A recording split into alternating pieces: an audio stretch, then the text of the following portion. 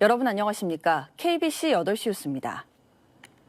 LH와 광주 광산구가 선운지구 배수펌프장 설치 책임을 서로 미루고 있다는 KBC의 보도와 관련해 정치권이 대책 마련에 나섭니다. 광주 선운지구에는 2020년 대규모 수해가 발생한 적이 있어 침수 피해 방지책이 시급한 상황입니다. 구영슬 기자가 보도합니다. 광주 선운 2지구 조성공사 뒤 침수 위험이 더 높아지는데도 LH와 광주 광산구청이 배수펌프장 설치를 놓고 책임을 떠넘기고 있다는 KBC 보도에 대해 정치권이 움직이기 시작했습니다. 광주 광산갑이 지역구인 이용빈 국회의원은 배수펌프장 설치비 200억 원을 서로 미루는 탁상 행정을 지적하며 다음 주 국토교통부와 행정안전부, LH 등과 현장 간담회를 갖기로 했습니다. 탁상 행정의 전형이다 이렇게 말할 수 있을 것입니다. LH 그리고 국토부, 행안부 그리고 우리 의원실이 함께 현장을 좀 제대로 살펴보고 재난을 사전에 예방할 수 있도록 최선을 다하겠습니다. 재해영향 평가서가 지적한 대로 지난 2020년에 광주 선운지구에 실제로 물난리가 발생한 만큼 전문가들은 대책 마련이 시급하다고 지적합니다.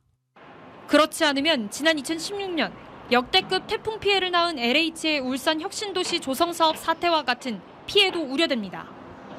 지금 어등산 개발 계획과 함께 20년의 대홍수 부분을 고려한 재검토가 반드시 필요하다고 생각합니다. 상황이 이런데도 LH는 침수를 막기 위한 연구 저류지를 차질 없이 조성하고 있다며 배수펌프장은 광주광역시가 도입과 유지의 주체라 자신들은 책임이 없다는 입장문을 내놨습니다. 광산구는 대책 마련에 적극 협조하겠다면서도 LH와 광주시도 배수펌프장 설치 예산 부담을 나눠야만 한다는 입장입니다. 서로 책임을 떠넘기는 LH와 지자체의 안일한 태도가 인재로 이어지지 않도록 대책 마련이 시급한 때입니다. KBC 구영슬입니다. 눈이 많이 오지 않는 광주 전남은 동계 스포츠를 배우기 쉽지 않은데요.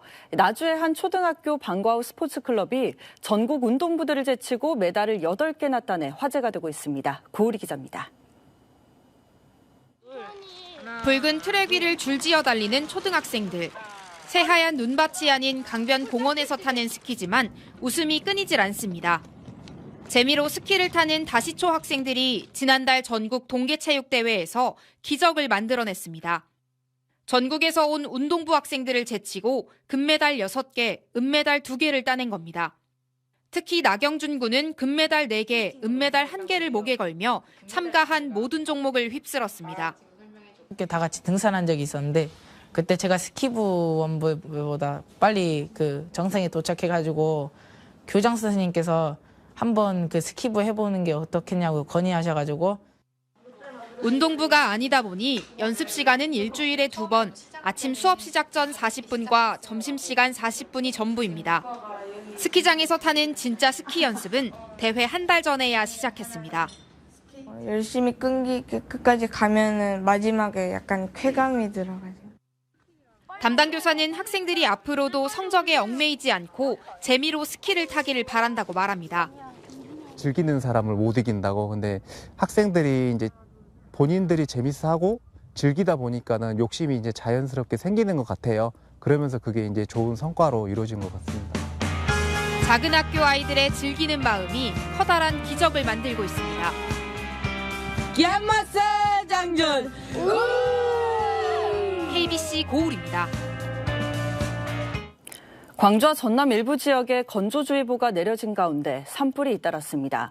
오늘 낮 2시 50분쯤 완도군 신지면의 한 야산에서 낮 12시쯤엔 광주시 광산구의 한 야산에서 원인을 알 수 없는 불이 나 1시간여 만에 큰 불길이 잡혔습니다.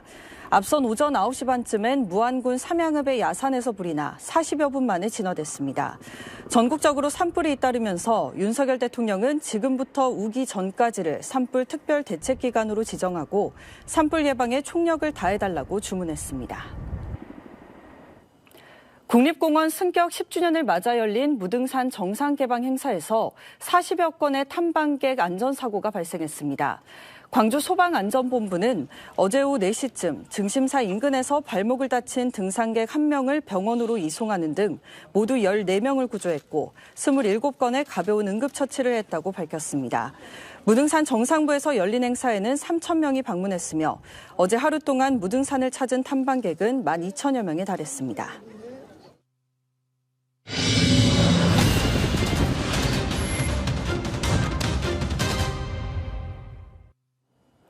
등산로에서 생후 2, 3개월 정도로 보이는 영아가 숨진 채 발견돼 경찰이 수사를 벌이고 있습니다. 오늘 낮 1시쯤 광주시 두암동의 한 야산 등산로에서 생후 2, 3개월로 보이는 영아가 검은 비닐봉지에 쌓여 발견됐습니다. 등산로를 오가던 시민이 발견해 경찰에 신고했는데 경찰은 등산로 입구 CCTV 등을 바탕으로 숨진 아기를 유기한 용의자를 찾고 있습니다. 광주에서 4년 만에 택시 기본요금 인상이 추진되고 있지만 인상폭을 놓고 택시업계와 광주시가 입장차를 좁히지 못하고 있습니다. 광주시는 지난달 28일 택시정책심의위원회를 개최했지만 기본요금 인상안에 대한 이견을 좁히지 못해 2차 심의위원회를 열어 재논의하기로 했습니다. 광주시와 민간위원들은 인상폭이 크면 서민 부담이 가중된다며 기본요금을 4,000원으로 인상하는 안을 제시한 한편 택시업계는 4,600원까지 인상하고 야간 할증 시작 시각 변동과 할증률 20에서 40% 적용, 광주 인근 시외요금 할증 복합요금 설정 등도 요구하고 있습니다. 휴일인 오늘 광주의 낮 최고 기온이 19도까지 올라가는 등 완연한 봄 날씨를 보였습니다. 당분간 평년 기온보다 높은 포근한 날씨가 계속되겠습니다. 내일 아침 최저 기온은 나주 장성 영하 1도, 광주 3도 등 영하 1도에서 5도 분포, 낮 최고 기온은 광주 19도, 목포 15도 등 15도에서 19도 분포를 보이겠습니다. 광주와 전남 동부 지역을 중심으로 건조주의보가 계속되고 있으니 화재 예방에 각별한 주의가 필요합니다. 프로축구 광주FC가 홈 개막전에서 아쉬운 패배를 기록했습니다. 광주는 오늘 광주 축구 전용 경기장에서 열린 하나 원큐 K리그1 2023 홈 개막전에서 FC 서울을 상대로 0대2로 패했습니다. 광주는 서울을 상대로 전반부터 대등한 경기 내용을 보였지만 후반 10분 엄지성이 경고 누적 퇴장으로 빠지면서 수적 열세 상황에서 잇따라 2골을 내줬습니다. 광주 화정아이파크 붕괴 사고 수습을 지원하는 임시기구가 활동을 1년 더 연장합니다.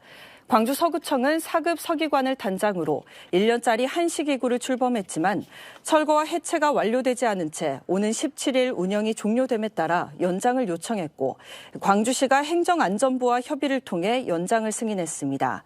화정아이파크 철거공사는 해체 및 안전관리 계획 심의 등 행정 절차를 밟고 있는데 이르면 이달 안에 철거가 시작될 전망이며 2027년 12월 입주 계획안을 둔 재시공이 이어질 계획입니다.